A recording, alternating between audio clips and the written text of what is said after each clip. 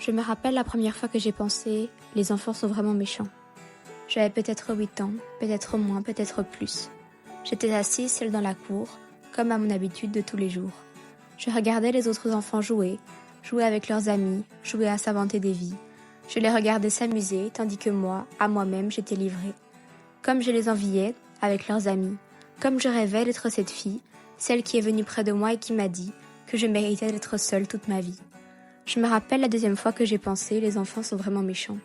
Je devais avoir 10 ans, peut-être plus, peut-être moins. Seule dans la cour, comme toujours, je lisais mon livre, celui qui me permettait enfin de vivre. Car oui, à cette période de ma vie, seuls les livres étaient mes amis. Seuls les livres n'étaient pas méchants comme les enfants.